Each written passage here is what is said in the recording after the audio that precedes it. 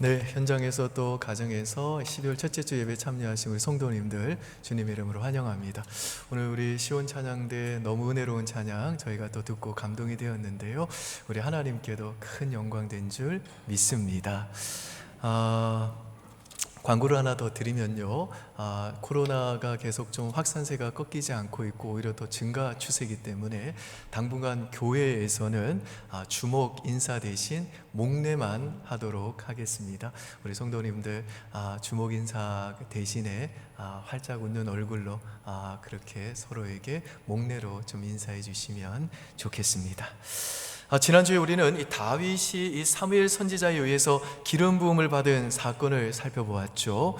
사무엘 선지자가 이 다윗에게 기름을 부었다라고 하는 이 말은요, 무슨 뜻인가 하면 하나님께서 다윗을 그 이스라엘의 왕으로 선택하셨다는 뜻입니다. 우리 13절 보실까요?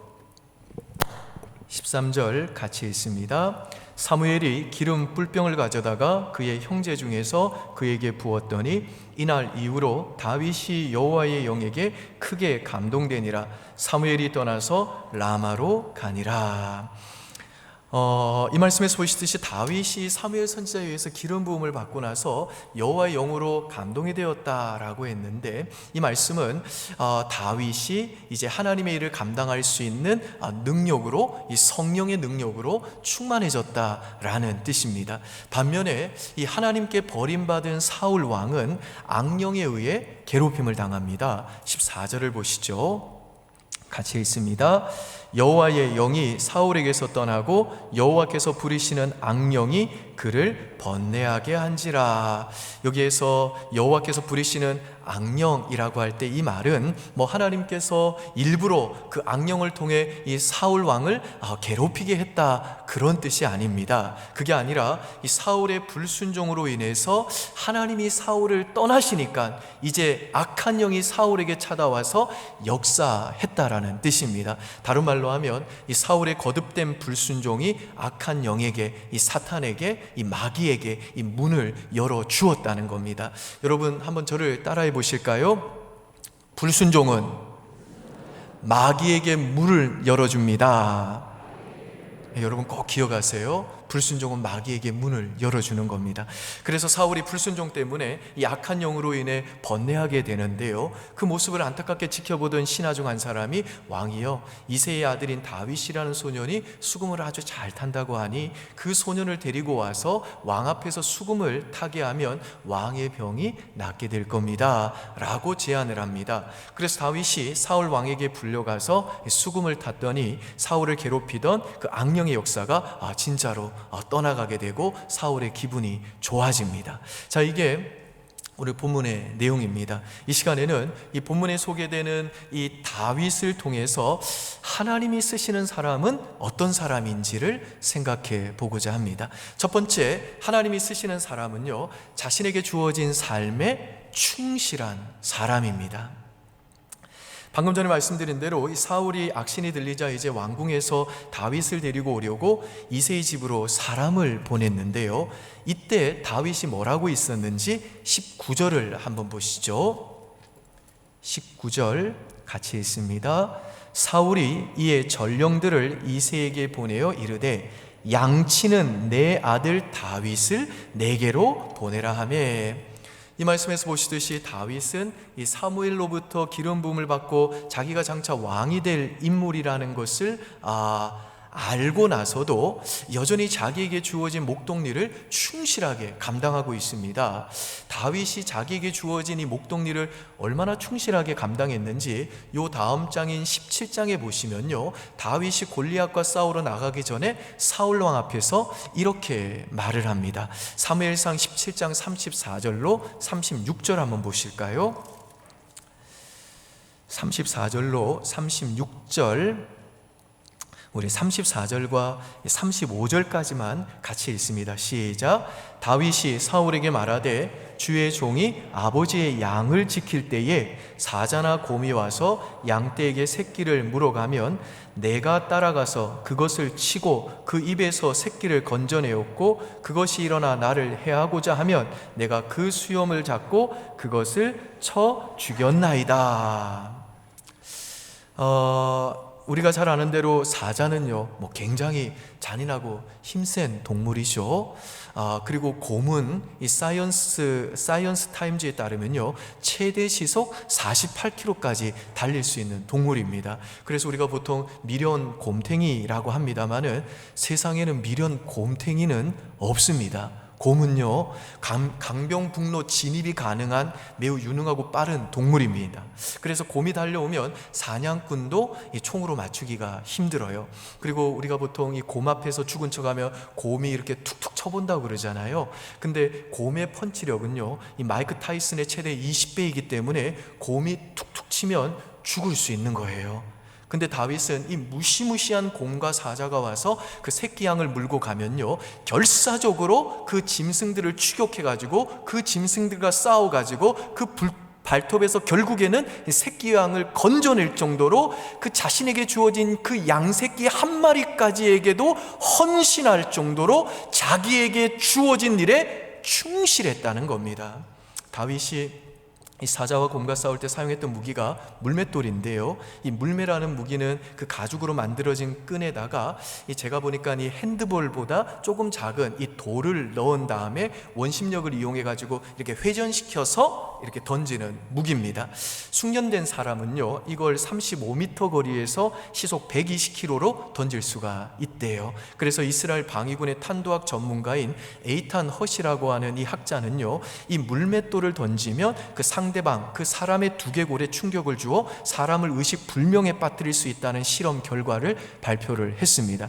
근데 군대에서 이 사격을 해보신 남성분들은 잘 아시겠습니다만 50m 사격을 할 때에도요, 그 표적을 맞추기가 쉽지가 않고 그 표적이 움직일 때에는 정말 맞추기 어렵습니다. 근데 다윗은 이 물맷돌로 자기에게 그렇게 재빠르게 달려오는 그 사자와 곰을 한 번에 정확하게 맞춰야 되는 겁니다. 안 그러면 자기가 죽는 거예요. 그러니 그 경지에 올라가려고 다윗이 자기가 맡은 그 양새끼 한 마리 이 보호해내려고, 그 생명을 지켜내려고 얼마나 피나는 훈련을 했겠습니까? 예전에 이찬수 목사님이 물맷돌이라고 하는 제목으로 설교를 하신 적이 있습니다. 그 설교에서 뭐라고 말씀하셨는가 하면, 신학교에 가보면 수많은 신학생들이 세계 선교를 외치고 민족 부흥과 청년 부흥을 위해서 내 인생을 던지겠다고 거창하게 외친다는 겁니다. 근데 이찬수 목사님이 뭐라고 하셨냐면, 전도사님 여러분 손에는 물맷돌이 있습니까? 여러분에게 지금 주어진 그 한 영혼을 지켜내기 위해서 마치 양 지키다가 죽을 사람인 것처럼 애쓴 결과로 얻어진 그 부산물인 물맷돌이 있습니까? 라고 물어보셨어요. 여러분, 사실 다윗은요, 이 자기가 골리앗을 쓰러뜨릴 거라는 걸 상상조차 하지 못했습니다. 다윗은 심지어 자기를 왕 삼아달라고, 혹은 장군 삼아달라고, 자기를 이스라엘의 영웅 되게 해달라고 하나님께 기도한 적도 없습니다. 다윗은 그냥 자기에게 주어진 그 삶의 현장에서 자기에게 주어진 그 사소해 보이고 아주 작아 보이는 그 목동일을 아주 충성스럽게 충실하게 감당했는데, 하나님은요, 그런 다윗을 사용하시더라는 겁니다.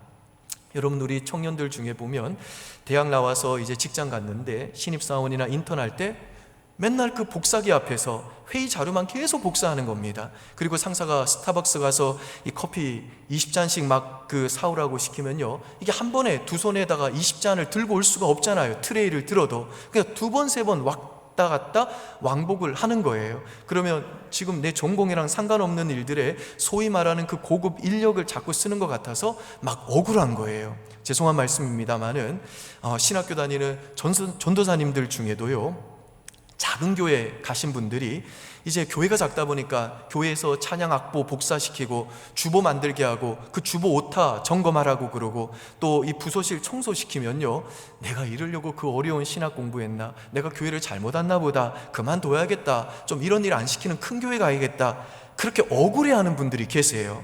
자기는 뭔가 또 중요한 일을 해야 될 것 같다는 거예요. 근데 이찬수 목사님이 그 물맷돌이라고 하는 설교에서 이런 전도사님을 향해 뭐라고 했냐면요, 제가 그대로 옮기겠습니다.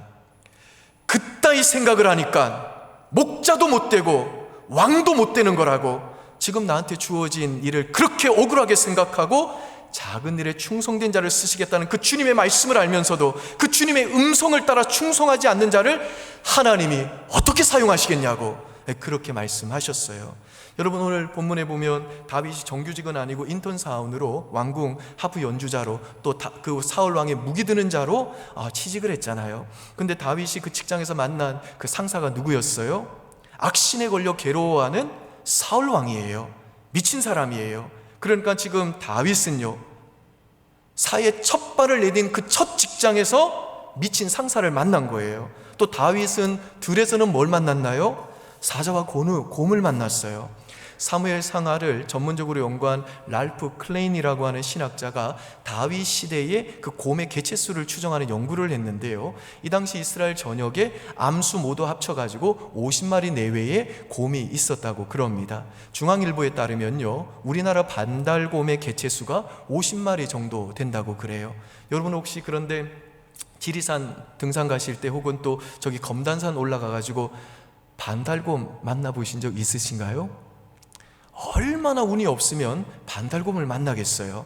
마찬가지로 다윗 시대에도요, 정말 운이 없어도, 정말 지질이 운이 없어야 만나는 게 사자와 곰이었어요. 근데 여러분, 사자와 곰이 나타났을 때 내가 다윗이라면 하나님은 왜 하필이면 내 목장에 사자와 곰을 보내시나이까? 왜 내가 간 직장에 미친 사울 왕과 같은 그 상사가 있는 겁니까? 하나님, 왜 우리 구역에 굳이 이 곰을 보내시는 겁니까? 하나님, 왜 우리 회사에 사자 보내주시는 겁니까? 왜 우리 가정에, 왜 내 인생에 자꾸만 이 감수성과 공감 능력도 없는 야수 같은 인간들이 있는 겁니까? 라고 그렇게 억울해하고 불평해하지 않겠습니까? 근데 여러분, 다윗을 보세요. 이때 다윗이 10대 후반이었는데요, 오늘 본문 18절에 보시면 그는요, 사람들이 인정할 정도로 용기와 무용과 구변이 준수한 자라고 그랬습니다. 게다가 이 다윗은요, 하프만 켜면 귀신이 물러가는 특별한 이 은사와 능력도 갖춘 자였어요.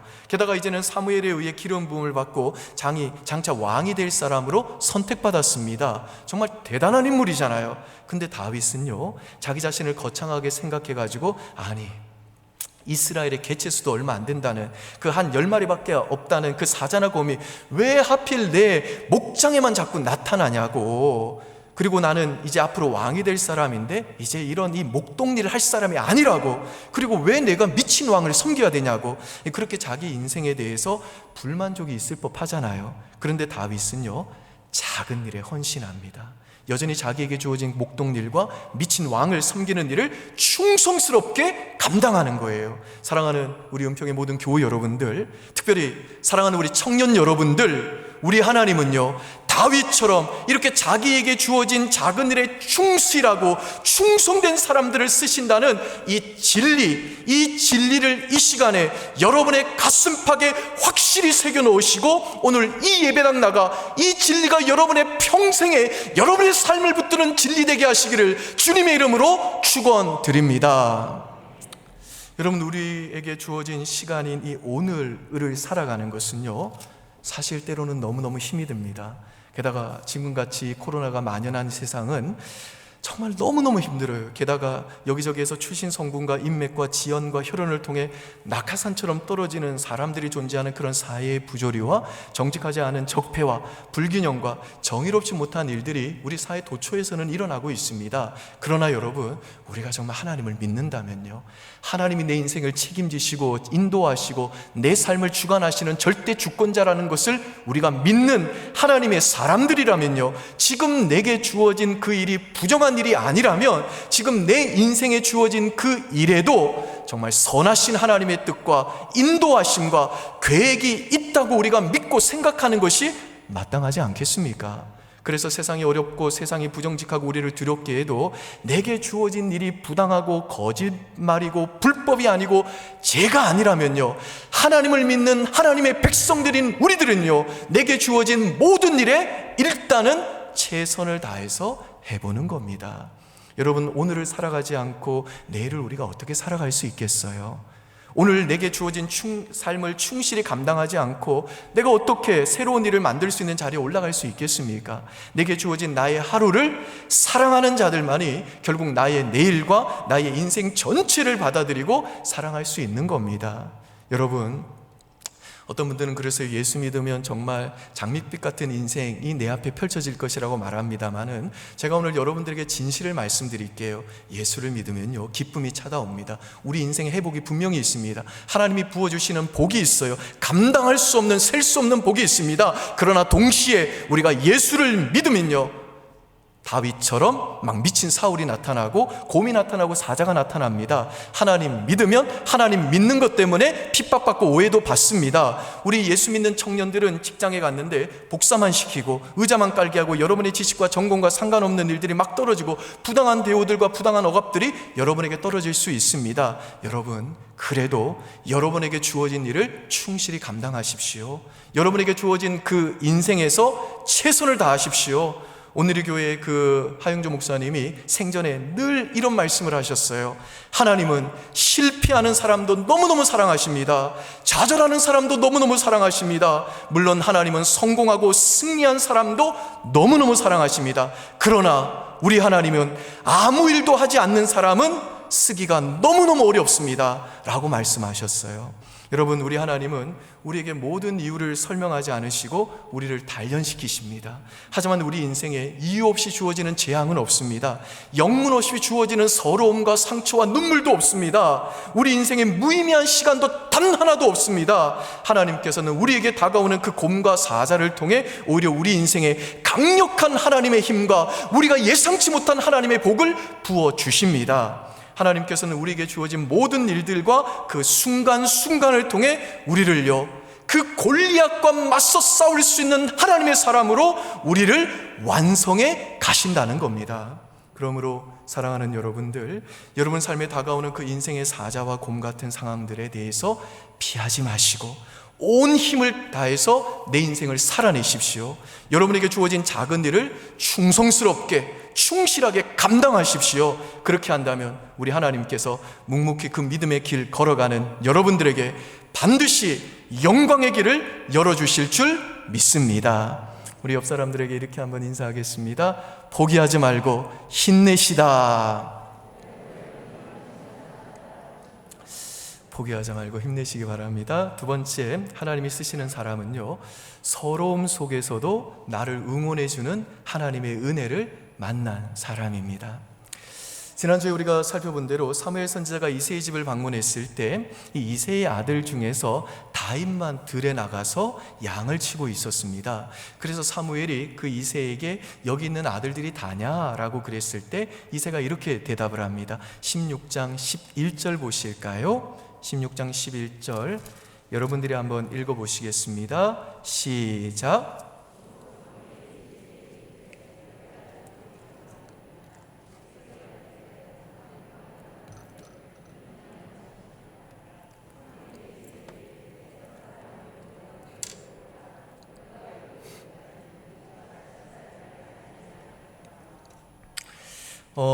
여기에 보시면 이 막내라고 하는 단어가 나오죠. 이새가 다윗을 막내라고 지칭을 하는데, 이 막내라는 단어는 히브리어로 하카톤이라고 하는데요.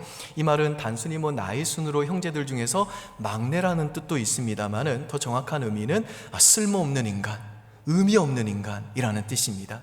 아버지가 지금 자기 아들한테 너는 의미 없는 애래요, 쓸모없는 애래요. 지금 사울이 다스리던 때에 이새는 이미 나이가 많은 노인이었습니다. 그러니까 다윗의 아버지인 이새는요, 노인이 될 때까지 그 막내 아들 다윗을 인정해 주지 않은 겁니다. 이새에게 있어서 이 아들 다윗은요, 없었으면 하는 자식이었던 거예요. 저는요, 만약 내일 우리 원로 목사님이 저희 집에 신방 오신다 그러면 저희 새 아이들 학교 안 보내고 또 어린이집 안 보내고 꽃당장 시켜놓고 그 목사님 맞이할 것 같아요.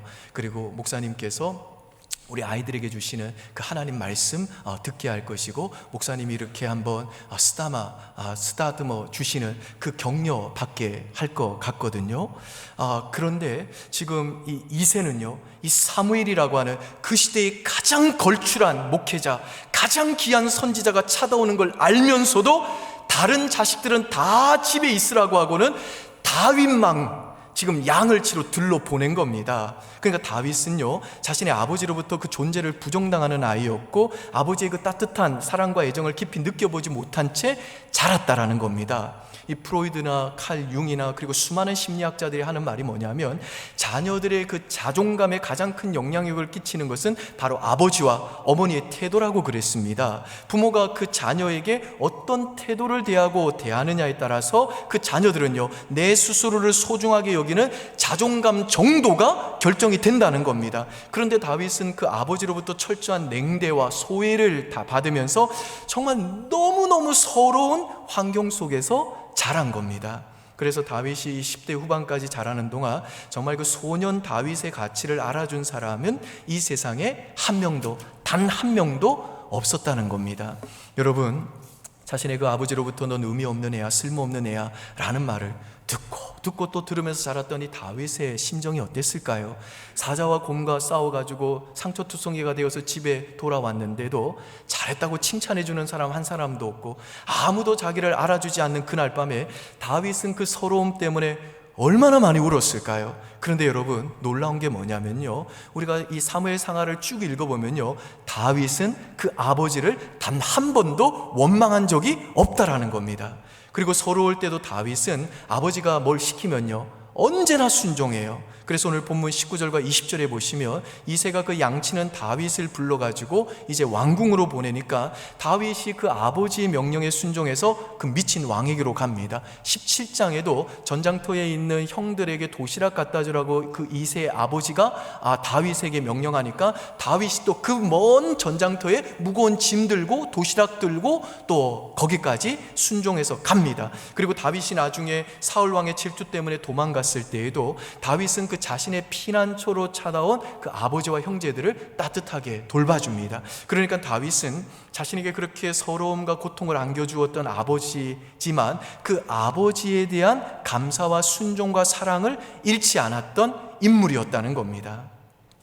여러분, 그렇게 오랜 시간 동안 아버지로부터 그 존재가 부정당하는 그 서러움 속에 살았던 다윗이 어떻게 이처럼 하나님께 귀하게 쓰임받는 인물로 잘 성장할 수 있었을까요? 정말 이 자존감이 부서져도 가을날 낙엽보다 훨씬 더 바사삭 부서져도 이상하지 않는데 어떻게 다윗은 이처럼 위대한 하나님의 사람으로 성장할 수 있었을까요? 제가 결론부터 말씀드리면 다윗이 그 목자로 양을 치던 아버지로부터 정말 의미 없는 자로 취급받았던 그 하카톤의 시절에 하나님을 만났기 때문입니다. 물론 성경은 그 시절에 다윗이 어떤 방식으로 하나님을 만나게 되었고 어떤 하나님을 믿게 되었는지 소상히 기록하고 있지는 않습니다만 시편 23편을 보면 다윗이 그때 그 시절에 만난 하나님이 그 다윗에게 어떤 의미를 주었던 하나님이었는지에 대한 힌트를 줍니다. 대부분 신학자들은요, 이 다윗이 그 유명한 그 시편 23편을 노년에 기록했을 거라고 보는데요, 거기에서 다윗이 하나님을 뭐라고 부르냐면 여호와는 나의 뭐라고요? 목자라고 고백을 합니다. 사실 다윗은 이 목자보다는 왕으로 보낸 세월이 훨씬 길었는데도 자기가 그 목동으로 있었을 때에 자기가 그렇게 서럽게 눈물을 흘리고 있었던 그 하카톤 시절에 하나님이 자신을 만나주신 그 경험을 잊을 수가 없었던 겁니다. 아버지께로부터 너는 쓸모없는 애고 의미 없는 애야, 넌 없어져도 난 슬프지 않아 라는 그 이야기를 듣고 그 서러움을 삼키면서 그 초원에서 정말 양을 이리로 저리로 끌고 다니고 목숨을 걸고 사자와 곰과 싸우던 그 고생하던 시절에 다윗은요, 그 서러움을 듣고 자신을 만나주신 그 하나님은 곰과 그 사자와 싸울 때도 나를 지켜주셨던 나의 목자 되신 하나님이었다 고백하면서 그 하나님을 만났다라는 겁니다. 그리고 다윗은 그 하나님을 통해서 그런 자신의 인생이 가치가 있다는 것을 알게 된 거예요. 아무도 주목하지 않았던 그 다윗을 하나님만큼은 주목해 주셨고 다윗도 자신이 그 하나님의 주목을 받는다는 걸 알게 된 겁니다. 여러분, 이걸 우리가 뭐라고 부르냐면요, 은혜라고 불러요. 그러니까 우리가 은혜 받았다고 할 때 그 말은 무슨 뜻인가 하면 하나님께서 나를 알아주시는 것을 내가 비로소 깨닫게 되었다는 겁니다. 하나님이 나를 알아주시는구나. 하나님이 나를 사랑해 주시는구나. 이 세상이 나를 어떻게 생각하든 내 부모가 나를 쓸모없는 자라고 얘기해도 그렇게 나를 그렇게 의미 없는 존재라고 보아주어도 하나님은 나를 사랑하시고 나에게 무의미한 시간을 주지 않으시고 나를 향한 특별한 계획과 사랑을 가지고 계신 하나님이시구나, 이게 믿어지는 게 은혜라는 겁니다. 그래서 다윗이 그 서러움 속에서도 하나님이 나를 알아주는 그 은혜를 만나니까요, 서러움이 몰려올 때마다, 그 인생이 포기하고 싶을 때마다 그 다윗은 그 인생을 포기하지 아니하고 도리어 자기를 알아봐 주시는, 자기를 응원해 주시는 하나님께 하프를 치면서 노래를 짓고 그렇게 하나님께 찬양을 올려 드렸다는 겁니다. 여러분, 오늘 본문에 다윗이 하프를 켜니까 사울에게 임한 악신이 떠났다고 했는데, 사실은 다윗은요, 귀신 쫓으려고 이 하프를 친 게 아닙니다. 노래를 한 게 아니에요. 다윗은 그냥 하나님의 은혜를 받았기 때문에, 나의 목자이신 그 하나님의 은혜를 받았기 때문에, 그 사랑을 경험했기 때문에 그냥 찬양을 부른 겁니다. 슈퍼스타 K나 K-팝 스타 나가려고 하프를 밤낮으로 연주한 게 아니고 연마한 게 아니고, 다윗은 그냥 자기를 알아주고 자기를 응원해주고 자신의 인생을 책임지고 인도해 주시는 자신의 그 선한 목자이신 하나님, 그분이 너무너무 좋아가지고 그 하나님께 감사해서 그냥 하나님께 노래를 불러드렸다는 겁니다. 왜냐하면 여러분, 우리가 하나님의 은혜를 받으면요, 하나님이 정말 나를 응원해 주시고 정말 하나님이 나를 사랑해 주신다는 걸 알면요, 우리는 그 하나님께 찬양을 부르지 않고는 견딜 수가 없는 겁니다. 그리고 다윗은 아무도 알아봐 주지 않던 그 서러움의 시간들 속에서도 자기를 알아주시고 자기를 응원해 주셨던 그 하나님이 너무너무 좋아서 감사하는 마음을 담아 진심으로 찬양하고 하프를 켰는데, 그 찬양 중에 하나님이 역사하셔서 귀신이 물러가더라는 겁니다. 저는 우리 사랑하는 시온 찬양대가 매주일마다 정말 이 예배 가운데 찬양을 부를 때에 사람들을 괴롭히는 그 번뇌케 하는 사탄의 권세가 떠나가고 사람들의 마음에 그 질병과 우울증이 치료되고 회복되는 역사가 일어나기를 주님의 이름으로 축원드립니다. 여러분, 찰스 스펄전 목사님이 이런 말을 했습니다. 하나님에게는 쓰레기통이 없다. 여러분, 하나님에게는 쓰레기통이 없어요. 하나님은 여러분의 인생에서 아무것도 버리지 않으실 겁니다. 내 인생에서 가장 처절한 순간과 괴로움과 고통의 순간도, 서러움의 순간도, 그래서 우리가 피눈물 흘리는 그 순간도 하나님께서는요, 그걸 통해서 다른 사람을 살리는 도구로 만들어 내십니다. 일본 오키나와에 가면 유리공예가 굉장히 유명한데요, 오키나와의 그 유리공예 작품들을 보면요, 정말 너무너무 아름다워요. 너무너무 예뻐요. 근데 그 오키나와 유리공예의 특징이 있는데, 그게 뭐냐면 전부 다 깨진 유리만 모아서 만든다는 거예요. 깨진 유리를 모아서 녹여가지고 그걸 가지고 공예를 해가지고 만들어내면 그게 그런 걸작품이 된다는 겁니다. 거기에 보면요, 이 오키나와의 한 유리 장인이 이런 글을 써놨어요. 깨진 유리도 장인을 만나면 작품이 된다. 사랑하는 여러분, 우리들의 깨진 인생도요, 진정한 장인이신 하나님 만나면 합력하여 선이 되고 걸작품 되는 줄 믿으시기를 바랍니다. 내 인생에서 버리고 싶은 그 기억, 정말 내 미래의 그 발목을 붙잡고 있다고 여겨지는 그 과거의 기억이 있어도, 지워버리고 싶은 상처가 많아도, 내 인생이 바닥일지라도 저는 믿습니다. 오늘 여러분 이 예배 가운데 하나님 다시 만나면요, 다시 거기서부터 오르막길이 시작되는 줄 믿습니다. 내가 지금 인생의 어두운 터널을 지나도 하나님 만나면요, 그 인생의 어두운 터널 끝에 하나님이 예비하신 축복의 세일을 만나게 되는 겁니다. 믿습니까 여러분? 아멘. 여러분, 제가요, 하나님 만나고 나서 제일 먼저 저에게 나타난 변화가 있었는데요, 그게 뭐냐면 아직 명확한 삶의 목표가 생긴 것도 아닌데 삶의 의욕이 막 생기더라는 겁니다. 저는요, 사실 공부도 못했고 공부를 왜 해야 되는지 이유도 몰랐고요, 그냥 살면 사는 거고 죽으면 죽는 거지 그렇게 살고 있었는데요, 제가 딱 하나님 만나니까 삶의 의욕이 막 일어나는데요, 저는 그때 정말 뭘 느꼈냐면, 저는 목표가 생겨야 의욕이 생기는 줄 알았는데, 목표가 확실하지 않아도 삶의 의욕이 생길 수 있다는 걸 그때 처음 알았습니다. 내가 하나님 만난 후에 목표도 없는데 왜 내 삶의 의욕이 생기는 것이었을까? 왜 내가 뭘 하겠다고 명확하게 정한 것도 아닌데 하나님 만나고 나니까 왜 이렇게 내 인생을 열심히 낭비하지 않고 살고 싶은 그 삶의 의욕으로, 열정으로 충만해졌을까? 제가 생각해 보니까요, 그 이유는 딱 하나입니다. 제 인생에서 저를 마지막까지 끝까지 응원해 주시는 하나님을 만났기 때문이에요. 여러분, 사람은요, 자기를 끝까지 응원해주는 사람을 기쁘게 하기 위해서 살게 되어 있습니다.